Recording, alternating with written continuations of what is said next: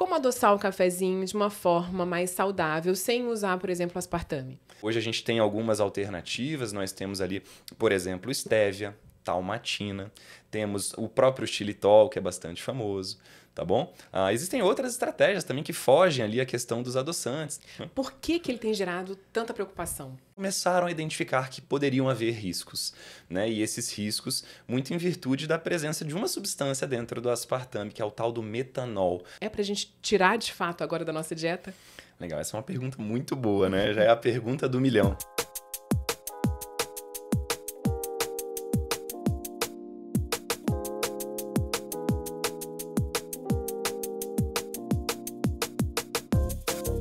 Oiê, que bom que você chegou. Hoje a gente vai tirar dúvidas sobre o aspartame.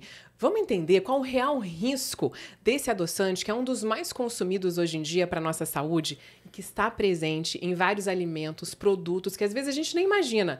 Olha só, essas dúvidas aumentaram depois que a Agência Internacional de Pesquisa sobre Câncer, que está ligada à OMS, a Organização Mundial da Saúde, apontou o aspartame como sendo um potencial cancerígeno. E aí? Vamos conversar agora, então, com o nutricionista Guilherme Schweitzer. Ele que é professor também de pós-graduação na área de nutrição aplicada à endocrinologia. Seja muito bem-vindo, que bom a gente poder bater papo aqui. Muito obrigado por me receber. Um prazer estar aqui. Então, vamos entender melhor essa decisão. Acho que o aspartame, faz tempo que ele está ali sendo visado, os pesquisadores estão de olho no radar para poder saber se ele realmente faz bem ou não. Com essa nova decisão, é para a gente tirar de fato agora da nossa dieta? Legal, essa é uma pergunta muito boa, né? Já é a pergunta do milhão, né? Exatamente. E acho que a minha resposta mais prudente aqui seria de que não é necessário eliminar, mas sim é necessário ter os devidos cuidados. Eu acho que é em torno disso que a nossa conversa aqui hoje se fundamenta, né? Nos cuidados que nós devemos ter, entendendo o que é esse aspartame e como ele é utilizado no nosso dia a dia. Por que ele tem gerado tanta preocupação? Perfeito. Bom, então acho que para contextualizar todos que estão aqui nos ouvindo e nos vendo, o aspartame ele é uma molécula adoçante, né? Então ele nasceu com o intuito de mimetizar a ação do açúcar, de modo que ele não tenha caloria, de modo que ele não tenha um impacto igual ao do açúcar. Então, dessa forma, a gente entende que ele é uma alternativa no tratamento de algumas doenças, como, por exemplo, a obesidade, como, por exemplo, o diabetes, né? Então, ele nasceu para isso.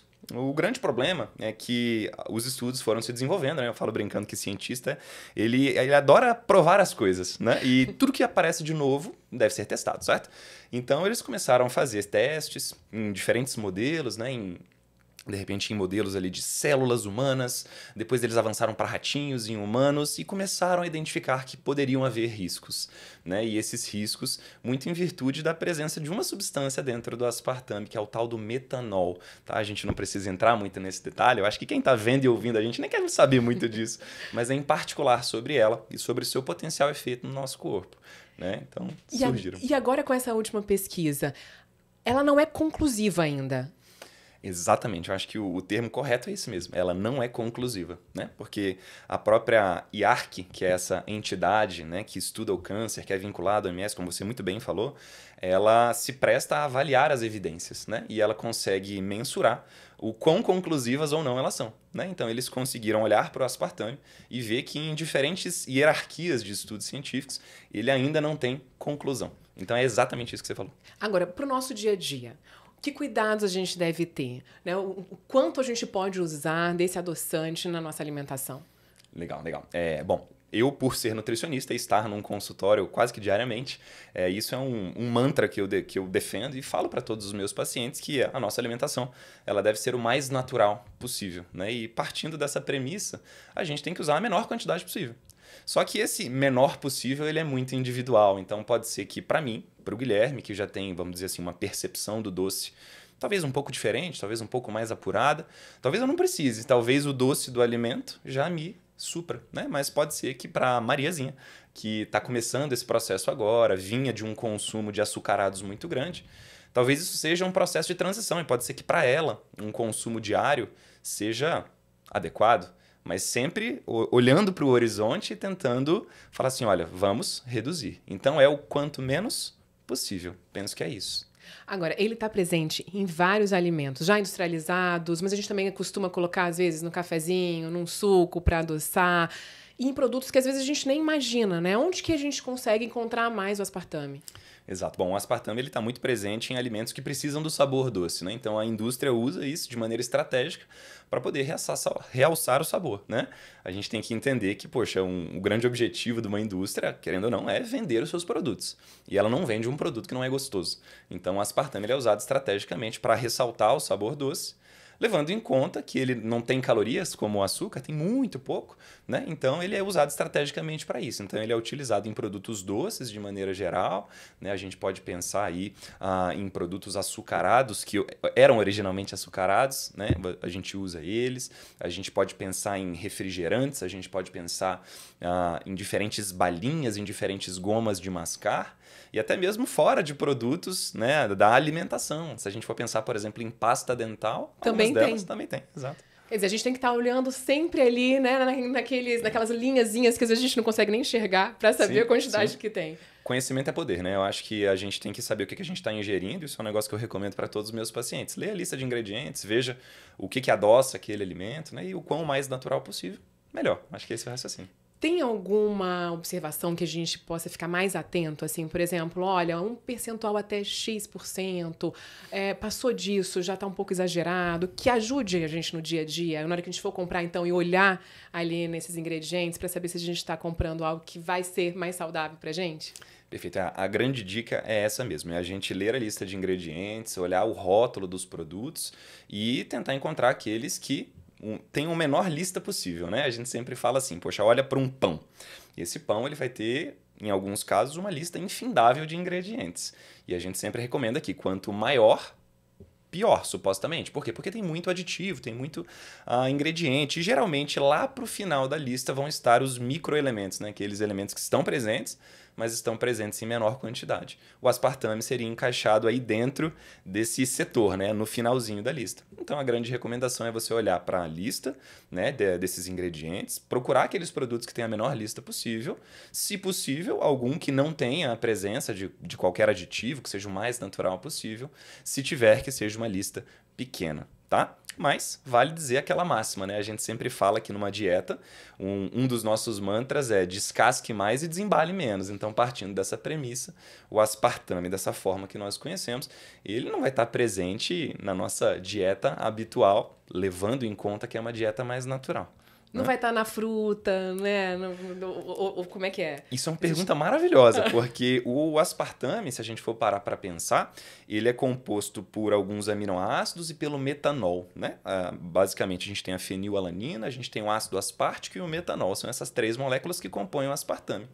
E essas mesmas três moléculas podem sim estar presentes nos alimentos, só que estão presentes de forma diferente, desconjugados, de maneira mais equilibrada, exato. Né? E esse metanol em particular, lembra que aqui no início do podcast, a gente mencionou que havia uma substância que gerava um pouco mais de receio, né, por meio ali na pesquisa científica, é o metanol. Né? Então ele, evidentemente, está bem menos presente nos alimentos, ao passo que os outros aminoácidos que eu mencionei aqui, o ácido aspartico e a fenilalanina, eles estão presentes em uma grande variedade de alimentos que nós temos. Né? Olha, você me citou ali, quando a gente estava falando dos produtos e alimentos, a gente começa a chamar a atenção, né? Nossa, uma pasta de dente, e balinha, um chiclete, né? Um alimento industrializado. Mas, normalmente, nos que são diet e light, ou em qualquer alimento também a gente pode encontrar o aspartame? Geralmente vai ser nesse contexto que você trouxe, dos produtos diet e light, né? Porque quando você fala que um produto ele é light, você está falando que existiu uma redução ali de pelo menos 25% de algum nutriente. Se você está se referindo, por exemplo, a um carboidrato presente originalmente num produto, há de se esperar que nesse produto, por exemplo, o poder doce dele esteja menor. Então, o fabricante ele pode compensar essa ausência do sabor doce com adoçantes artificiais ou naturais, né? Então, pode estar presente no light. Mas está principalmente presente no diet, né? Diet, por exemplo, seria aquele produto que uma vez tinha açúcar, agora não tem mais. Bom, se você removeu todo o açúcar, aquele negócio não vai ficar doce. Grande é a chance que o consumidor final não goste tanto do paladar. O que nós vamos fazer? Bingo! Vamos colocar um adoçante para equilibrar. Então, geralmente, o adoçante ele está mais presente nos produtos diets, em menor escala presente nos produtos light. Porque o percentual de doce do aspartame é infinitamente maior do que o açúcar comum. Muito maior. Existe um número cabalístico que fala que o aspartame ele é 200 vezes, né? A gente não sabe mensurar ao certo se é 200 ou se é 201 ou se é 199. Por aí. Mas é por aí, é essa média, né? Que ele é 200 vezes mais doce do que o açúcar. Né? Então ele pode ser utilizado bem menos do que o açúcar, por isso que o pessoal gosta. E esse é exatamente o racional de uso do aspartame, né? Porque se a gente for parar para pensar, lembra que eu falei da constituição química dele, né? Existem aminoácidos ali no meio. E nós sabemos que aminoácidos possuem calorias, né? Basta que as pessoas que estão aqui nos vendo, nos ouvindo, elas se lembrem de suplementos à base de aminoácidos, a proteína em pó que nós consumimos, que são aminoácidos, eles têm calorias, né? Então, se a gente for partir desse princípio, o aspartame teria caloria. Só que, como ele é 200 vezes mais doce, você pode usar 200 vezes menos. E isso faz com que a caloria seja negligente, né? Então, basicamente isso. Só para a gente poder também esclarecer um pouquinho essa diferença de light e diet.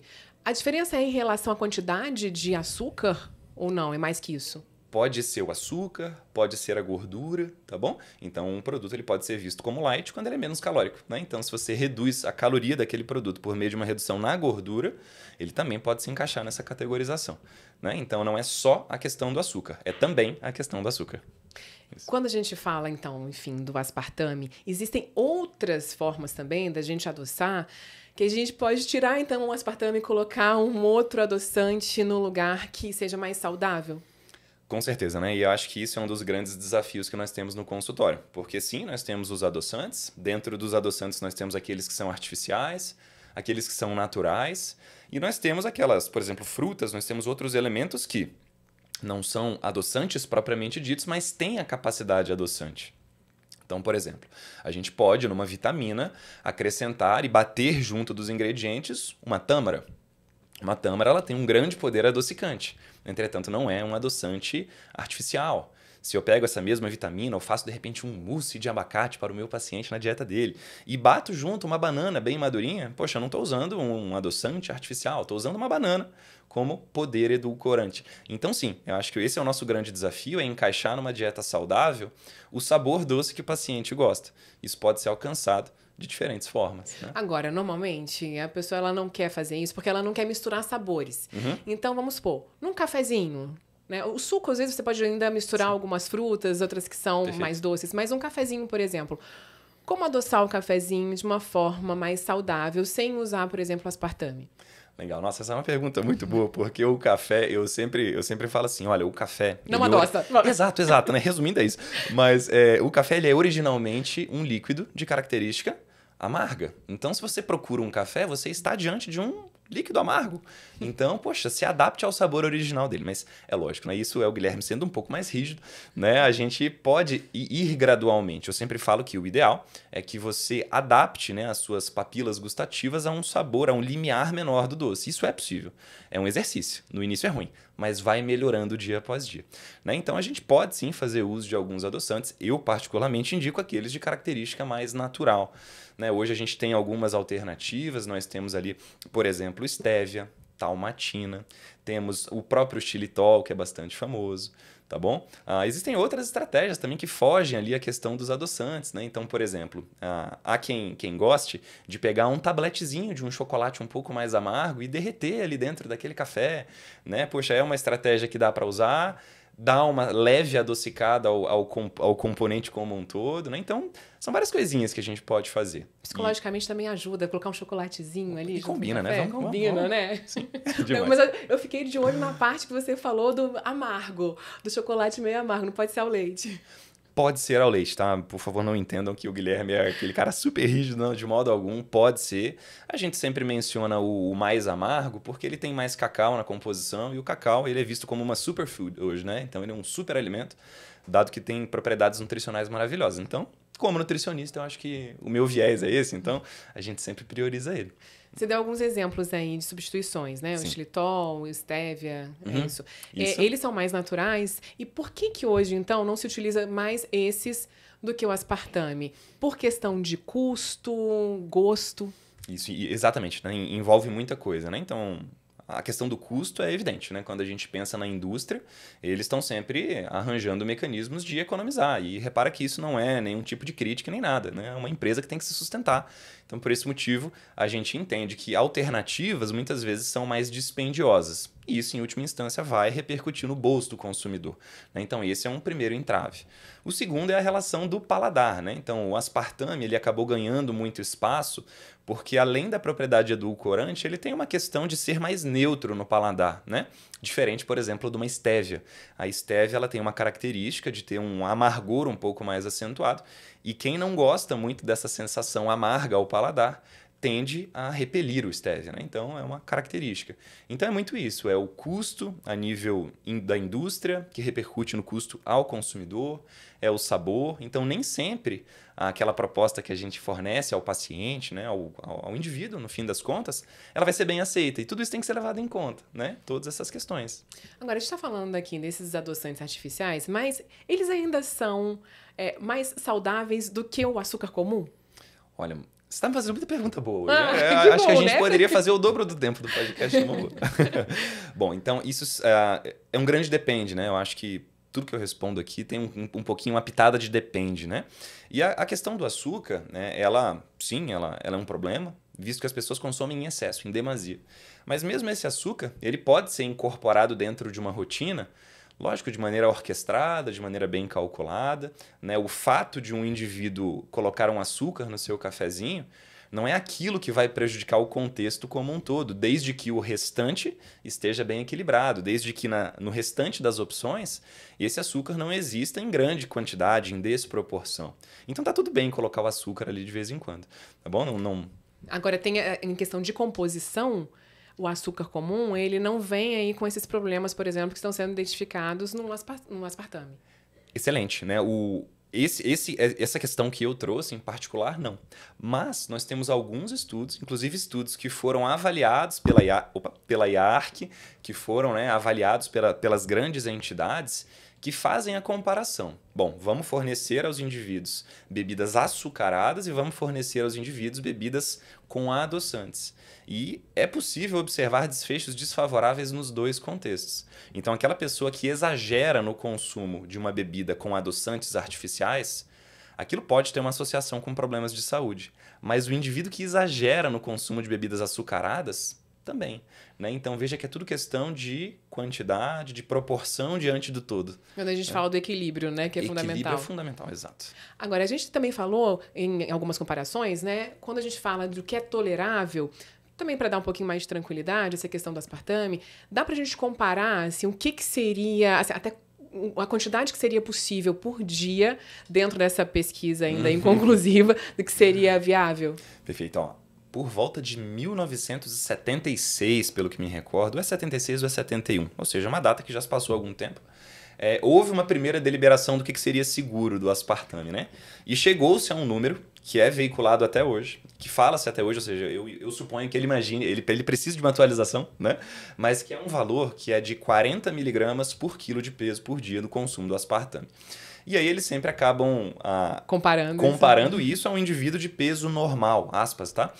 Que seria ali um indivíduo de 70 quilos aproximadamente. E aí chega-se a um valor exorbitante de que o indivíduo, para ter supostos prejuízos, problemas com um possível câncer na vida futura, ele deva consumir ali de 9 a 14 latinhas por exemplo, de um refrigerante com adoçantes artificiais, nesse caso, um aspartame.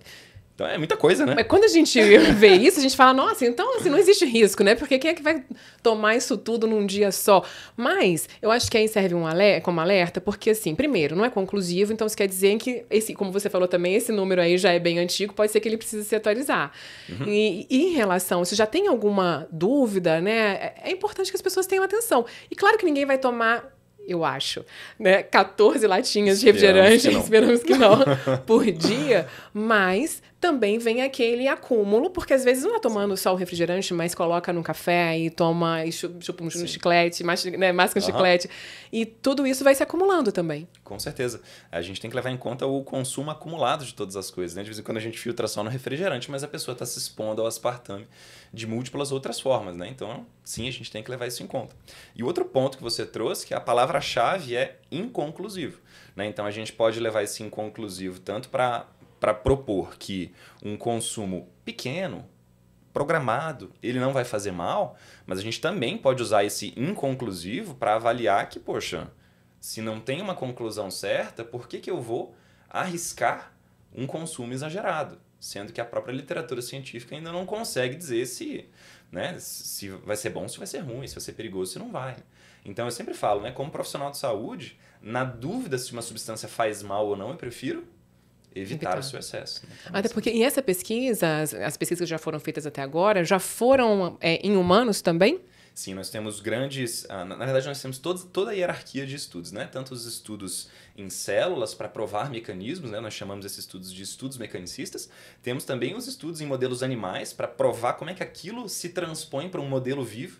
Então, geralmente em ratinhos, camundongos. E temos lá ali o último grau da evidência, que seria em nós humanos, tá? A maior parte desses estudos que nós temos com os adoçantes, eles têm uma característica populacional. Né? Porque é muito complicado você propor para um grupo de indivíduos assim, olha, eu vou testar se essa substância faz mal. Vamos testar? Eu vou te dar isso aqui para esse grupo, isso aqui não. Então, os conselhos de ética, eles dificilmente deixam passar um estudo em que você vai provar o malefício. Sim. Né? Provar o benefício é uma coisa, provar o malefício já é outra coisa. Exatamente. Né? Então, geralmente, os estudos em humanos, respondendo sua pergunta, eles são em caráter populacional, em que você questiona os participantes, né? Então você faz ligações, você recebe eles num laboratório e você questiona como é que é o consumo deles. Você registra o consumo deles, vê o que tem aspartame, faz um cálculo daquilo que tem aspartame e faz uma análise de associação.